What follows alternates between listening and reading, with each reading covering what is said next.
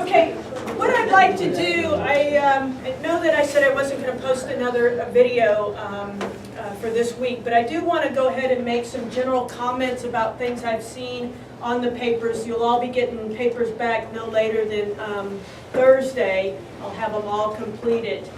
And I made some general comments. They're all going to be scanned, given back to you.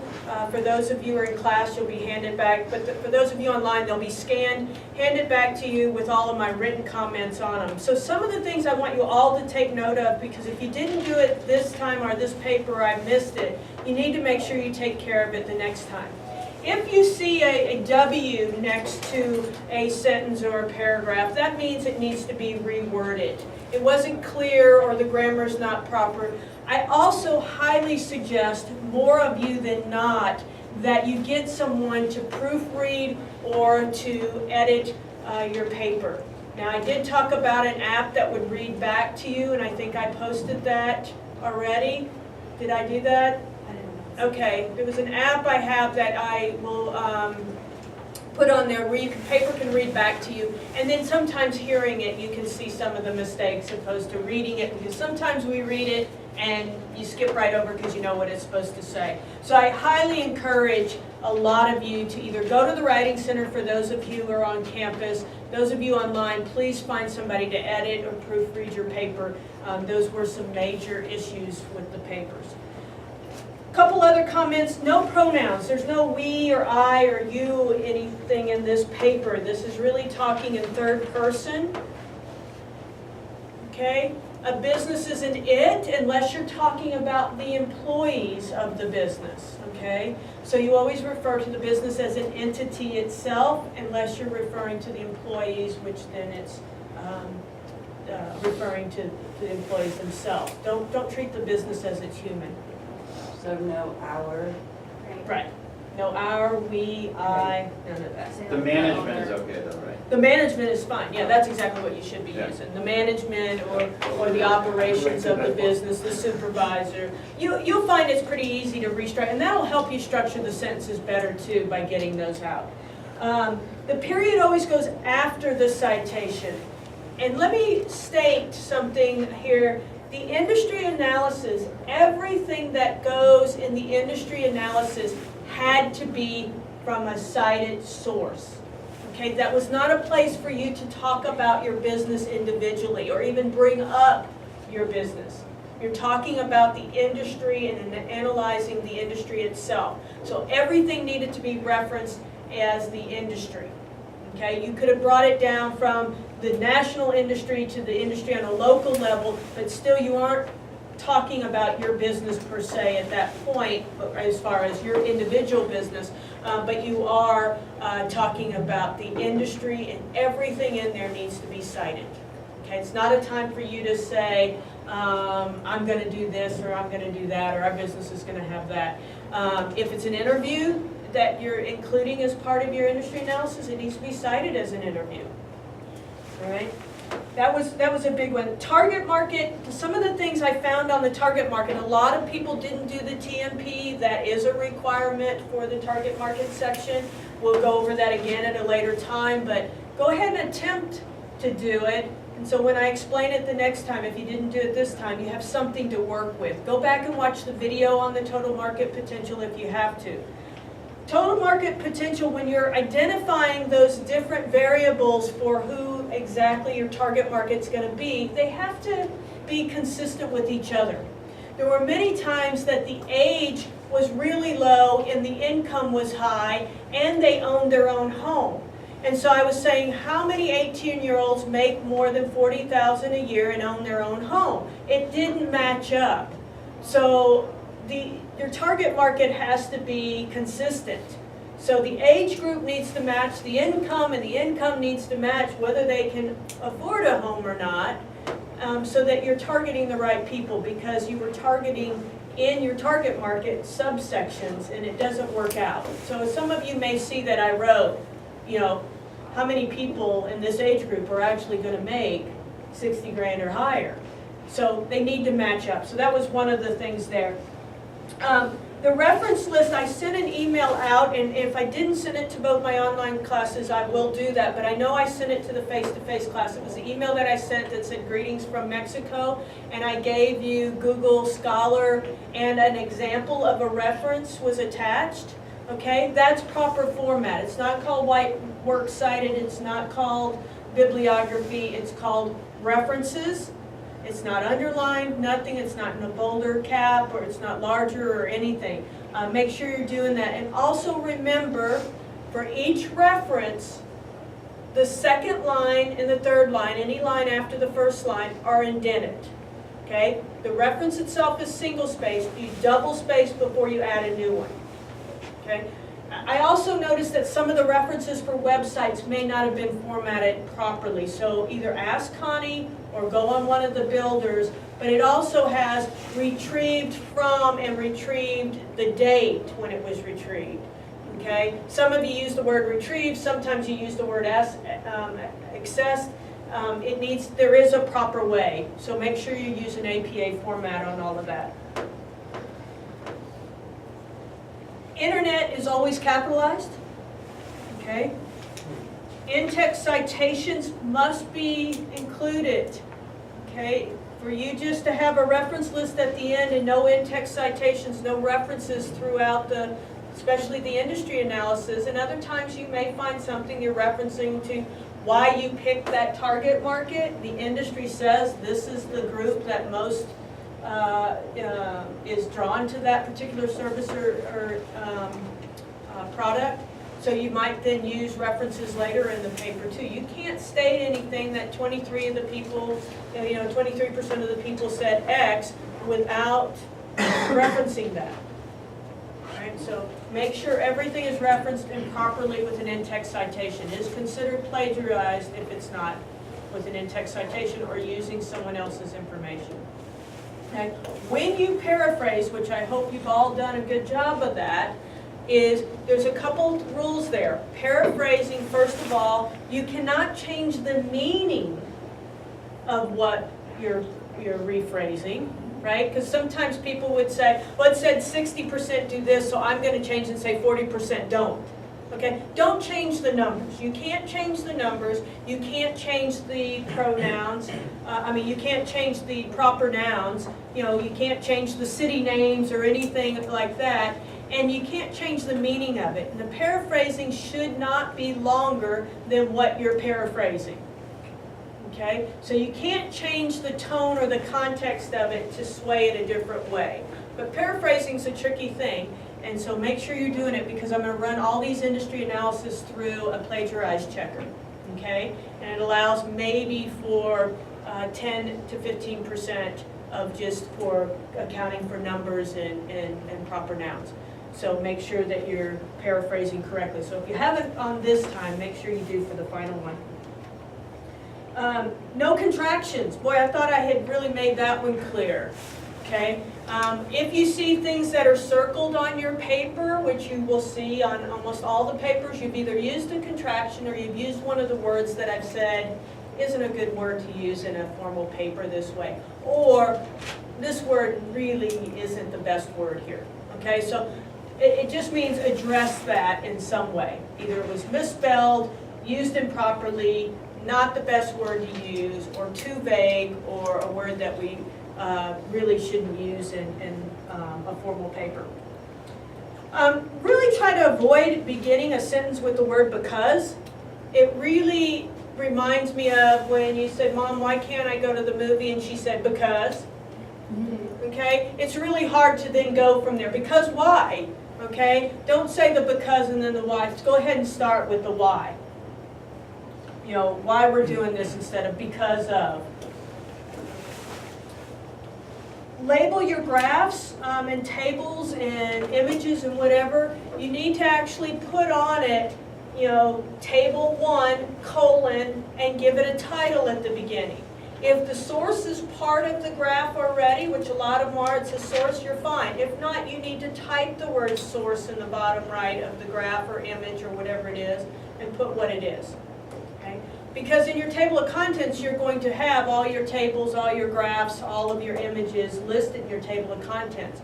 Now, in a lot of things, like when we do research, there's specifically 5 chapters that we use. So in chapter 1, it's table 1.1, 1.2, graph 1.1, 1.2. But we don't really have chapters in this. So you can just call it table 1 and go all the way through to table 2 and graphs all the way through the paper. So don't try to separate them out as chapters because we really don't have chapters in this. Okay? Everything in the industry section must be referenced, which I said, and you shouldn't be talking specifically about your business there. Include your business in the competitive matrix. Many of you gave a great competitive matrix, but you weren't included in it. Okay? That was the whole point, to see where the empty spaces were or where the competition was lacking, and then how are you going to do better? And guess what? Who should be the top one?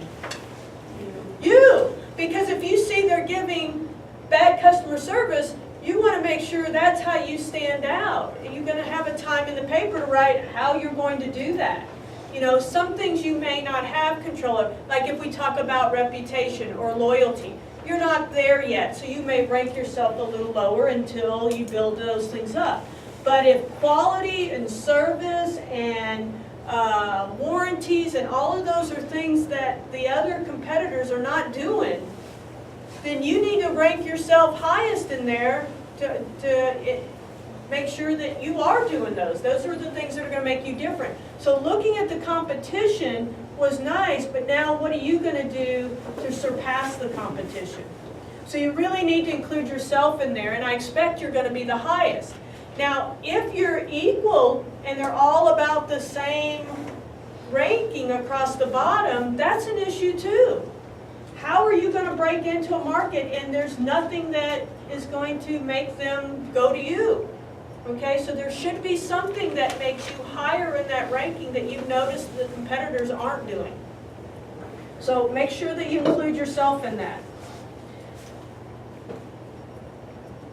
Don't use the outline numbers in the letters of the text. Okay, the textbook had Roman numeral 2 and then A, B, and C. Don't use those. Just put the headings in there. I think most of you did that. Each section's a new page. The industry should be a section when you start with the target market, that should start on a new page. The competition should start on a new page. Okay, should the references follow like? No, and I wrote that on yours. The reference sheet goes at the end, and all of them are together. Now, what I suggest you do so that you're not having to build a reference list at the end is that you just keep a running reference list and always include it. So even if you're going to turn in the target market section and you make one reference, stick the reference page at the end even though it may have 30 in it already. So keep your references going and tabulating. Reference list must be in alphabetical order. An alphabetical order isn't either by the title or the author's name. It's whatever comes first in the reference, because some, the title's first, some it's, whatever it is, you've got whatever the first letter of your reference, you put it in alphabetical order. If you use oslids.org, their citation builder, you can have it sorted for you. Yes. And have it where it breaks down into what type of citation it is as well. Yeah, definitely. It's best to use a citation builder unless you want to have your APA manual in front of you and actually looking them all up. It's better to use a citation builder. There's 5 or 6 of them on our web page for the library. Google Scholar, if you're using that, has the citation built right under it. You hit citation and it'll put it up, and then some of the citation builders will even say, do you want the parenthetical? And the parenthetical is what the in-text citation should look like. So it will give you both. Okay? And I think that was on the very first one in the library section. In the very first one, do you remember what it was called? Something me. But anyway, that one I know has the parentheticals in it as well. Here are the words that you use that I prefer you not to use. And there's probably more I'll add to this list. Very. Made up. What's a better word than using the word made up? Composed. comprised of, yes, anything. You've got to step this up, guys. You're getting ready to graduate. You need to step your language up to a professional level. Already is not a good word. What do we use instead? Previously or currently, something. Use different words. I already talked about using words like nearly, slightly, around, pretty much, hope. Please don't use hope in here, okay? I know you're all hoping that you're going to pass and that you're going to say a prayer, but it's not, I hope to do this. This is the goal to succeed at this. Cheaper. Cheap is not a word we want to use in here. What do we want to use? Less expensive, inexpensive, something. But the word cheap has a different type of meaning, not only in the price, but sometimes the quality. It's just not a good word to use. A lot of you use the words anyone and everyone. Okay? Your target market is going to be anyone over 18. Okay? That's probably not true, and it's probably just saying 18 and over is probably not.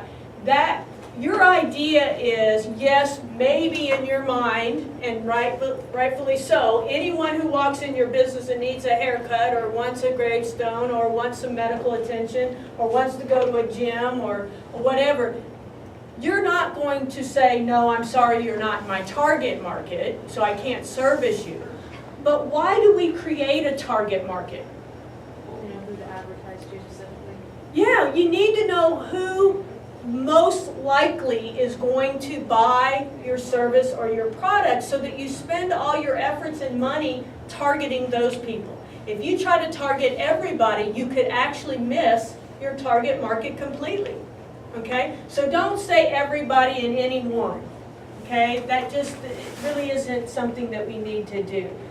The word almost, and I was really shocked to see the word plenty mentioned. Okay, we need to stay away from those words. The rest of, the remainder of, may be better. Mostly and always. The word always, you really need to be careful. Okay, I had people that said everyone was their target market, and I'd say, really, 2-year-olds? Okay, so be careful about saying some of those words. Now, if you're in your industry analysis and it doesn't give you an exact number, saying approximately or something like that is okay to say, but when you're talking about your business specifically, those things aren't okay to say. You are the one who can answer that question. So you don't say, I'm going to have about 32 customers a week. No, I will have between 31 and 34 predicted per week or something. It's not about, you're the only one who can tell us exactly what that number is. So make sure you're telling, don't say, I think I might have kind of sort of 2 or 3, maybe 1 this week. I mean, you need to be concrete in what you're saying. You are the authority and the one making the decisions. If you can't give us the exact numbers, then who is?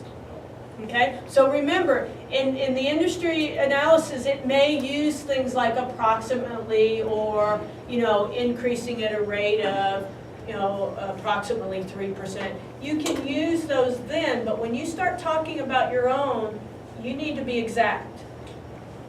Someone also mentioned to me about if they do a survey, how many people do they need to survey? And it really depends on what you want to do with the results. If you want to survey 5 or 10 people, then you say, I surveyed 5 or 10 people, realizing that 5 or 10 people may not be a good representation. As many of you who've taken research realize that would not be a good representation that we could then generalize everybody from. But it also is good feedback that what the 5 or 10 people gave us.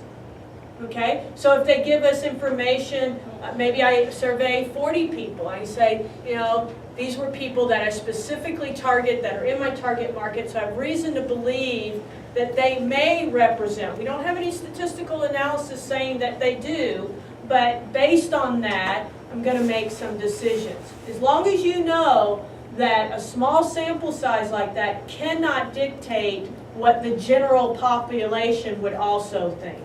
But that's a great tool to use to go out and survey people, okay? Surveyed, 5 or 6 people, or I went to veterinarian offices and surveyed a couple vets that could give me a broader sense because they see a lot of people coming in with their animals that they need to figure out what they're gonna do. Make sure that you just state it. Don't try to generalize. Say, I surveyed 5 people to get a little extra feedback and made me think of some things that I hadn't thought about before. That's great. That's good stuff. Just realize it's not statistically sound, nor can you generalize from that. One of the comments I wanted to make, Carl, was that you were saying that if they cremated their animals, they wouldn't need a gravestone. Or, if you went to their home and, they needed a gravestone. I don't think that's right, because I've helped friends move before, and I'm saying, oh my gosh, there's a gravestone for the cat in the backyard.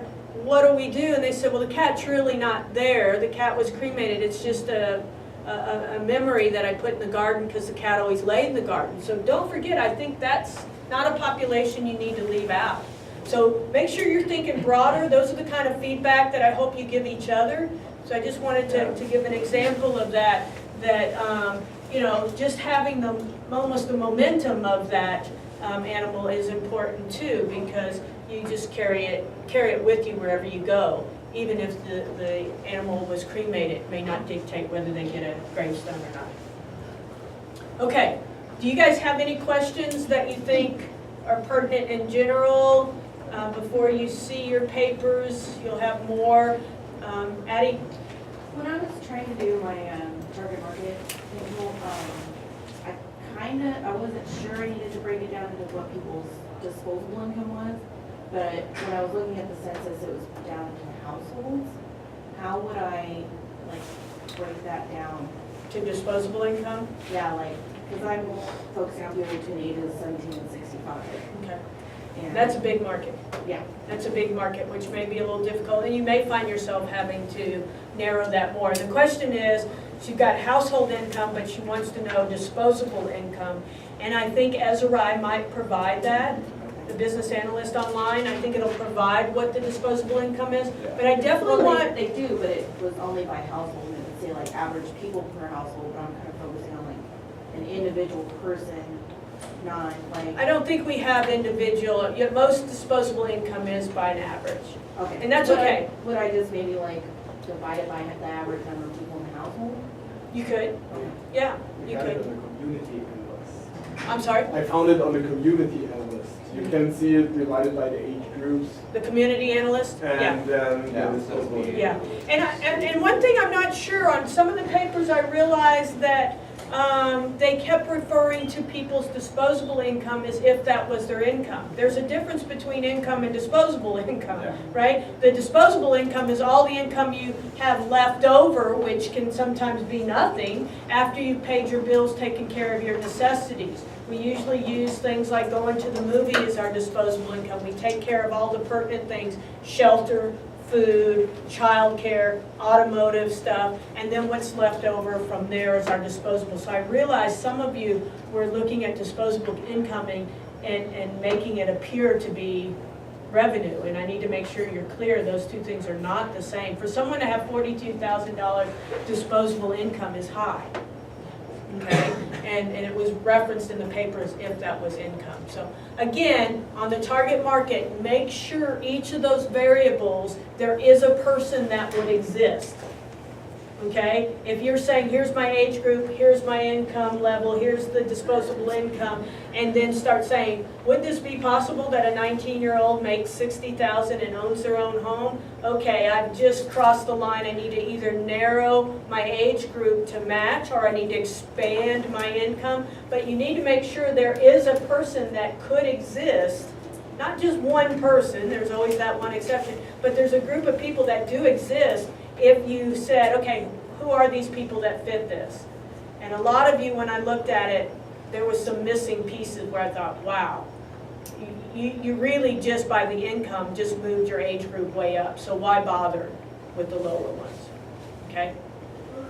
Any other questions?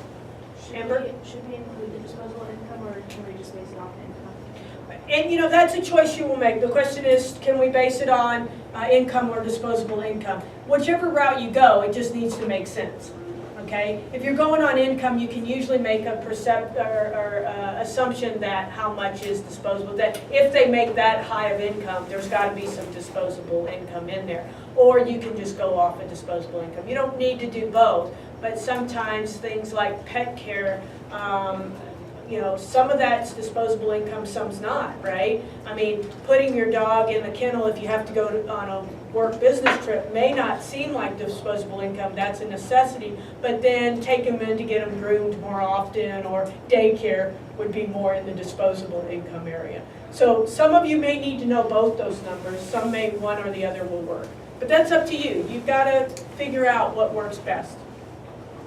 Okay? Any other questions? So, with my business, the compassionate transitions, you could almost include more than just the disposable income, because there may be needs that somebody would have funding for.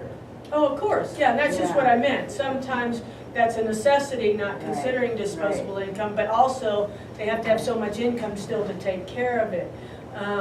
That, you know, that's a good point. You just have to make everything match. And it looked like sometimes it was disjointed on how many people, I can't identify one person that's 19 that makes 60,000 and owns their own home and has no education. Okay, so it was really, look at it almost to that extreme to see if it's matching. Okay? You all right? Okay, so I'm going to let you guys go and start working on the next section. We went over all of that. You can watch the video. It went up really quick this time. Watch the video. But make sure, my word of advice for the next section is take all of this information that you're getting feedback on, as far as the do's and the don'ts, and take it to your next paper, because if I see the exact same things done the next time, it's not going to be that fun. Okay? And also make sure you identify a specific strategy. Okay?